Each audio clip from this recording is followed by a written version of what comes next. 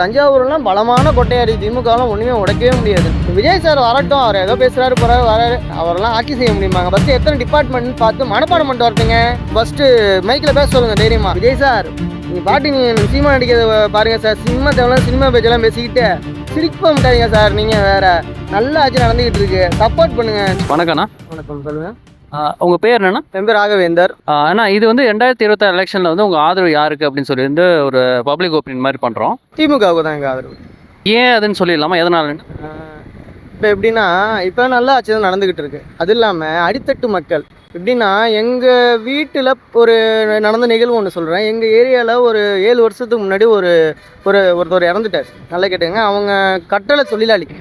அவங்க வயசான ஒரு அம்மா. அவங்க வந்து ஒரு பஸ் சார்ஜி கூட இல்லாமல் அவங்க ஹஸ்பண்ட் இறந்ததுக்கு அப்புறம் அவங்க வந்து வீட்டிலே முடங்கி கிடந்தாங்க. இப்போ நம்ம சிஎம் சார் இருக்காங்களா, முதல்வர் ஐயா, அவங்க கொண்டு வந்த இலவச பயணம் மற்றும் அந்த 1000 ரூபா பணம் இருக்குது பார்த்தீங்களா, அவங்க என்னைய கூப்பிட்டு, தம்பி இது மாதிரி அவங்கள்ட்ட ஏமா நல்லா இருக்கீங்களாமா, எப்படி மாறிங்க? இப்போ நல்லா இருக்கும்பா, இந்த 1000 ரூபா பணம் வந்து முன்னாடிலாம் சாப்பாடு கூட இல்லாமல் அங்கே போய் அவங்க கூலி வேலைக்கு போனால் தான் இங்கேருந்து ஒரு 1 கிலோமீட்டர்.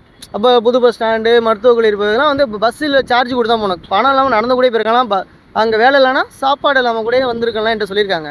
ஆனால் இப்போ அந்த ஃப்ரீ பஸ் பாஸ் இருக்குது பார்த்தீங்களா, அது வந்து ஃப்ரீயாக போகிறதுனால அவங்க அங்கே போய் ஃப்ரீ பஸ்ஸில் போயிட்டு இறங்கி அந்த 1000 ரூபா பணம் இருக்குது பார்த்தீங்களா, ஒரு 4 இட்லி வச்சுக்கோங்க தம்பி, ஒரு டீ வச்சுக்கோங்க, வயிறு நிறைய வேலைக்குமே தெம்பாக போகிறோம் தம்பி. அது பாருங்களேன், அடித்தட்டு மக்களுக்கு என்ன ஒரு யூஸாக இருக்குது பாருங்கள். அது ஒன்று தான் என்னை ரொம்ப கவர்ந்தது. திமுக ஆட்சி என்னன்னு இன்னொன்று புரிஞ்சுங்களா. இன்னொன்று என்னன்னா, நான் ஒரு சாமானியன், சரிங்களா. அந்த ஆட்சியில் என்ன மாதிரி ஒரு சாதாரண மக்கள் இவங்களை கூட நார்மலாக எங்களை மேடை ஏறி பேசுகிற அளவுக்கு கூட அவங்க கொண்டு போகிறாங்க. இன்னொன்னா, திமுக அவர்கள் வந்து அவங்களோட மகன்களுக்கு அந்த மாதிரிலாம், அதாவது வாரிசு இதெல்லாம் அதெல்லாம் கிடையவே கிடையாது, பொய். நீங்கள் அந்த கட்சிக்குள்ளே வந்து பாருங்கள், இன்றைக்கெல்லாம் அந்த மாதிரி எதுவுமே இல்லை. இப்போ ஒரு வாரத்துக்கு ஒரு 2 டேஸ் 3 டேஸ்க்கு முன்னாடி ஒரு பொதுக்கூட்டம் நடந்தது. மேயர், எம்எல்ஏ, துணை மேயர்லாம் வந்து கீழே உட்காந்துட்டு எங்களை மாதிரி சாதாரண அடித்தட்டு மக்கள் தொண்டனை வந்து மேடையில் ஏற்றி எங்கள் மனசில் உள்ளதும் எல்லாத்தையும் பேச வைக்கிறாங்க. இன்னொன்று என்னென்னா, நீங்கள் கேட்குறீங்க பார்த்தீங்கன்னா, விஜயோட ஓட்டு யாருக்கு போய்? விஜய்ங்கிறது வந்து பார்த்தீங்கன்னா சாதாரண ஒரு ஆக்டர். ஸோ அது வந்து நல்ல ஃபெமிலியர் ஆக்டர். அவரை பார்க்க போகிற இதெல்லாம் பார்த்தீங்கன்னா அவருக்கான அவரை இப்போ நானும் போகிறோன்னா ஒரு விஜய் எப்படி இருப்பாருன்னு எட்டி பார்ப்பேன். அந்த ஒரு கூட்டத்தை வச்சு நீங்கள் ஓட்டாக கணக்கிட முடியாது. அவருக்கு என்ன, விஜய்க்கு வந்து பார்த்தீங்கன்னா அவருக்கு என்ன அனுபவம் இருக்குது சொல்லுங்கள். இப்போ ஸ்டாலின் ஐயா இருக்காரு, அவங்க அப்பா, அதுக்கப்புறம் அவர் எத்தனை வருஷம் அவர் உழைச்சிருக்காரு. அவங்க பையனை அதை பார்த்து வளர்ந்து வந்திருக்காரு. ஸோ அவர் டிப்யூட்டி சிஎம் பார்த்தீங்கன்னா இறங்கி இப்போ வெளிமாநிலத்தை பார்த்தீங்களா, அந்த அடித்து அந்த வடமாநிலத்துக்கெல்லாம் உடச்சிட்டு இருக்கும்போது நம்ம ஜெயிச்சுட்டு நம்ம தமிழ்நாட்டு குழந்தைங்க நின்றுட்டு இருக்கும்போது அவர் வந்து ஃபோன் அடித்து, அம்மா எங்கேம்மா இருக்கீங்க யாருன்னு கேட்கும்போது, டிப்யூட்டி சிஎம் பேசுகிறேன், உங்களுக்கு கார் இருந்துச்சு வாங்கம்மா, நான் அந்த அளவுக்கு ஹெல்ப் பண்ணிட்டு இருக்கேன். ஆனால் அதெல்லாம் வெளியில் யாருக்கும் தெரிய மாட்டேது. ஒரு மாயை பிம்பத்தை கிரியேட் பண்ணுறாங்க. இப்போ பசங்க கூட்டலாம் வருது பார்த்தீங்கன்னா, ஓட்டே இல்லாத பசங்களை கூப்பிட்டு விஜய் கட்சிக்காரவங்க என்ன பண்ணுறாங்க, அண்ணனை அழைச்சிட்டு போய் ஃபோட்டோ எடுத்து காட்டுறேன், அது காட்டுறேன் அப்படின்ட்டு மக்கள்லாம் விஜய் அண்ணன் வரப்போகிறோன்னு சொல்லி கூட தான் காட்டுறாங்களே தவிர, அவங்களால ஒரு மாவட்ட செயல் இது பண்ணுறாங்களே தவிர ஒரு வார்டு செயலாளர் கொண்டு வர முடியுமா? சாதாரண ஒரு கவுன்சிலருக்கு நிற்க வச்சு ஜெயிக்க வைக்க சொல்லுங்கள்.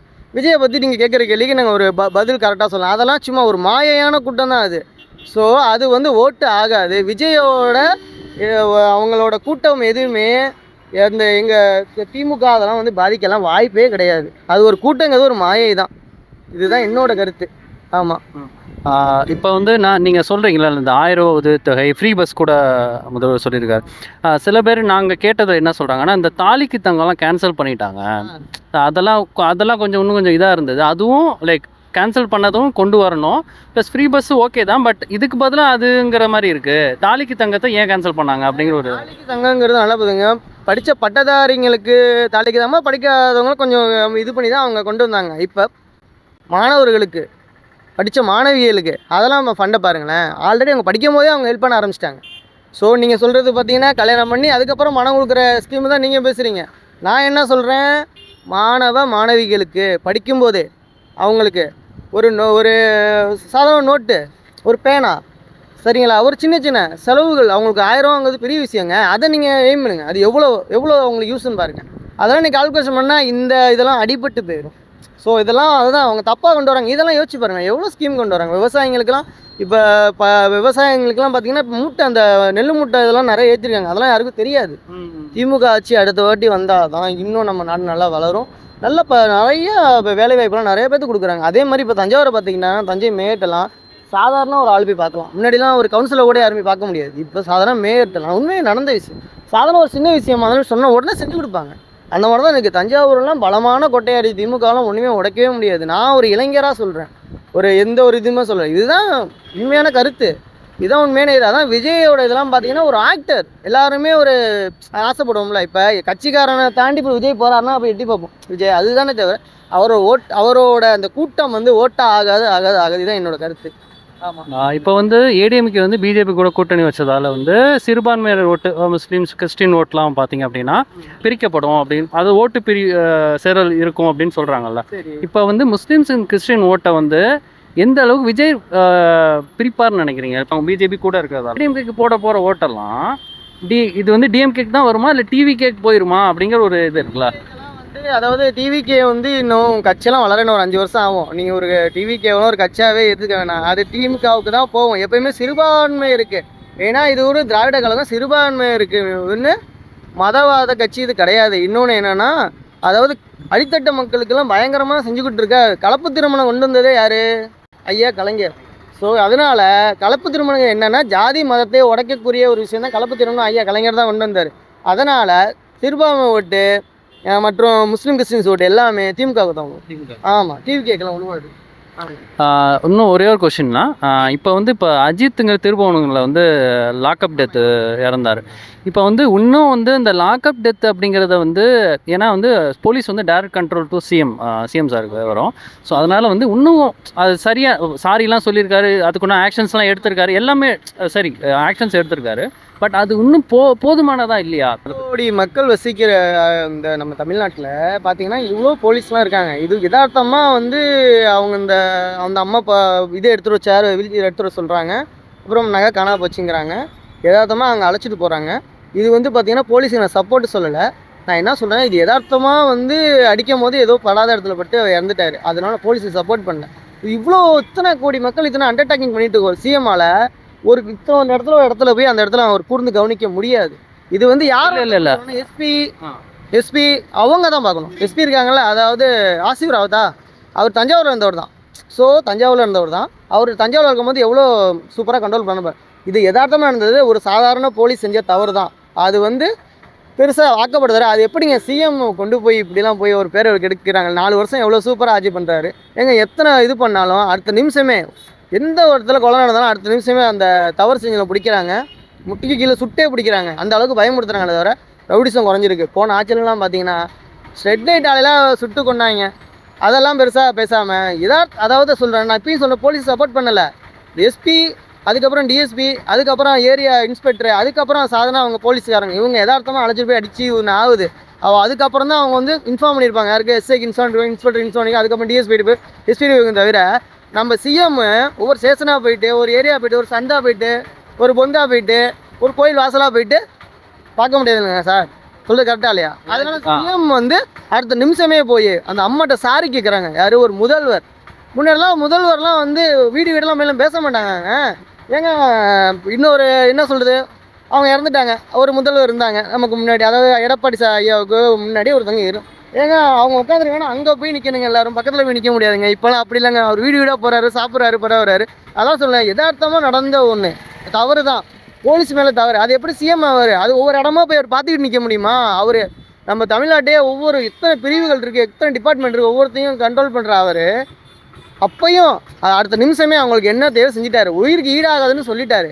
ஆனால் அவங்களால முடிஞ்சதை அவங்க குடும்பத்துக்கு என்னமோ அதை பண்ணணும்னு தான் சொல்லியிருக்காங்க ஐயா. இதுதான் நான் சொல்கிறதே தவிர சிஎம் போய் ஒரு சந்திலையும் மொந்திலையும் அடித்ததெல்லாம் போய் அவர் பார்த்துட்டு இருக்க முடியாது. அது எஸ்பி கண்ட்ரோல் தான். அது எஸ்பி உடனே இடமாற்றம் பண்ணிட்டாங்க. இதுக்கு மேலே ஒன்றும் பண்ண முடியாது. இடமாற்றம் போதுமானதானா? லைக் போதுமானது கிடையாது. ஒவ்வொரு எஸ்பி அந்த கண்காணிப்பாளர் இருக்காங்களா, அதாவது மாவட்ட கண்காணிப்பாளர், அவங்க தான் கரெக்டாக அந்த போலீஸெல்லாம் கண்ட்ரோல் பண்ணணும். சரிங்களா? அவங்கள்ட்ட தான் நாங்கள் இன்ஸ்ட்ரக்ஷன் கொடுக்குறாங்க. இதே சிஎம் வந்து சிஎம்மோட கண்ட்ரோல் தான் காவல்துறை இருக்குது. அவங்க இன்ஸ்ட்ரக்ஷன் கொடுக்குறாங்க. இங்கே மோது இப்போ நம்ம போயிட்டுருக்கோம், நம்ம போக்குவரத்து துறைங்கிறோம், ஒரு ஆக்சிடென்ட் ஆகுது, இதுக்கு வந்து போக்குவரத்து துறை அமைச்சர் பொறுப்பாங்க. அது மாதிரி தான் நடந்ததே தவிர அவர் போலீஸ்காரங்க மேலே தப்பு தான். அதுக்கு சிஎம் எப்படி பொறுப்பாவார்? இல்லை, சிஎம் கண்ட்ரோலில் வரதால இன்னும் ஆர்கனைஸ்டாக இன்னும் அதை கண்ட்ரோல் பண்ணணுமா? அவங்க அரெஸ்ட் பண்ணியிருக்காங்க. சொல்லுங்கள். ஆட்சிக்கு கெட்ட பேராக இருக்குன்னு நீங்கள் கேட்குறீங்க. அதான் சொல்கிறேனே, இது வந்து யதார்த்தமான இந்த நிகழ்வு. ஆனால் வந்து ஒரு உயிருக்கு வந்து நம்ம அதை வந்து இது பண்ண முடியாது. அவங்க குடும்பத்துக்கு ஒரு பெரிய இழப்பு தான். அது உடனே அவங்க ஆக்ஷன் எடுத்துட்டாங்க. அதான் சொல்கிறேனே, இவ்வளோ பெரிய தமிழ்நாட்டில் இவ்வளோ மக்கள் தொகை இருக்கிறது, இவ்வளோ போலீஸ் இவ்வளோ மக்கள் இருக்கிற இடத்துல ஏற்ற மாதிரி கோயிலில் ஒரு சின்ன ஒரு சம்பவம் நடந்துக்கிட்டு இருக்கு. அடுத்த நிமிஷமே அங்கே மேலிடத்துக்கு போயிடுச்சு. அடுத்த நிமிஷமே எஸ்பியை அவங்க இது இப்போ சஸ்பெண்டே பண்ணுறாங்க. அது தஞ்சாவூரில் இந்த எஸ்பி தான். அவர் தஞ்சாவூரில் அவ்வளோ சூப்பராக ஒர்க் பண்ண எஸ்பி தான். அங்கே போயிட்டு அவர் எஸ்பி கண்ட்ரோல் போகிறதுக்கு முன்னாடி இங்கே நடந்துருச்சு. அடுத்த நிமிஷமே எஸ்பியும் இது அவங்க எல்லாத்தையும் ரிமாண்ட் பண்ணிட்டாங்கல்ல. யார் போலீஸ் ரிமாண்ட் பண்ணிட்டாங்க. விரைவில் அவங்க மேலே நடவடிக்கை எடுக்கணும்னு சொல்லியிருக்காங்க.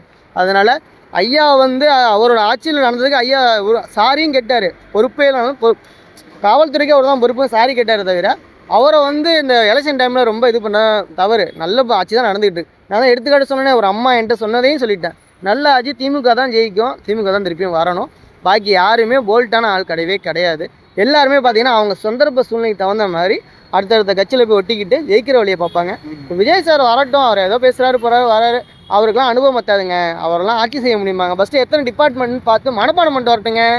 நம்ம தமிழ்நாட்டில் எத்தனை பிரிவு இருக்குது, எத்தனை டிபார்ட்மெண்ட் இருக்குன்னு அவர் ஃபஸ்ட்டு மைக்கில் பேச சொல்லுங்கள் தைரியமாக. அதுக்கப்புறம் வந்து நம்ம சிஎம்கிட்டலாம் பேசுகிறேங்க. சிஎம் நேற்று பேசிக்கிட்டு இருக்கேன் இதில் புதிய தலைமையில் பார்த்துட்டு. சிஎம் அவர்களே நான் நினச்சேன்னா எல்லாத்தையும் அழைச்சிட்டு வந்துடுவேன். 1000 பேர்த்தன்னுக்கிட்டு கிடக்காரு. அவங்க சும்மா இருக்க விளையாட்டிலலாம் போட்டு அழைச்சிட்டு வந்துக்கிட்டு பாவம் அவங்களையும் போட்டு சார் விஜய் சார் நீங்கள் பாட்டு நீங்கள் சினிமா நடிக்கிறத பாருங்கள் சார். சினிமா தேவையான சினிமா பேச்செல்லாம் பேசிக்கிட்டு சிரிக்க மாட்டாதீங்க சார். நீங்கள் வேறு நல்ல ஆட்சி நடந்துக்கிட்டு இருக்கு, சப்போர்ட் பண்ணுங்கள், சும்மா இது பண்ணிகிட்டு இருக்காங்க. அதுதான் என்னோட கருத்து. நன்றி, வணக்கம். நன்றிண்ணா.